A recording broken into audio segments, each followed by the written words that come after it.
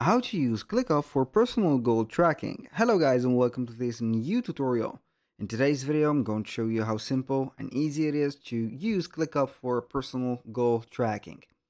So it is going to be a matter of having the ClickUp, let's say a space or workspace set up to a specific template or a simple template that will ask or not ask basically, but it is going to take care of the personal goals or personal tasks. So we are going to head over clickup.com, sign in for an account, and as you can see, we're going to be on this board. We're going to head over one of the spaces. I can go ahead and create a new space and type it as personal goal.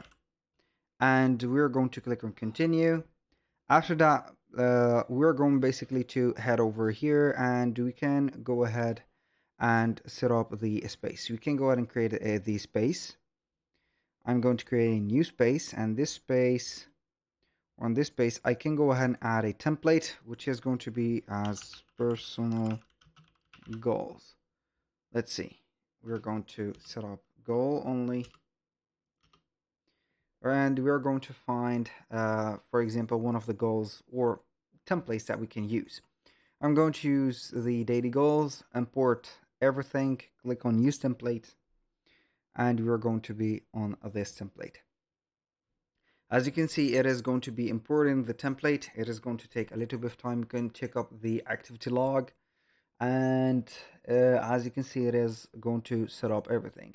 This template, as you can see, it is going to be added. We have everything on it: the note list, daily notes, boards. You can add whatever views that you have. This is a Kanban view. For example, these are going to be the tasks or the goals. So you can go ahead and set up the goals, and also you can add views such as the Gantt. Let's see here. The Kanban is here, whatever. So normally everything is going to be right there. So you can check the task, subtask, whatever goals that you are going to have here. That was pretty much it for today's video. Thank you guys for watching. I hope that you have enjoyed the content, and I hope to see you in the next one.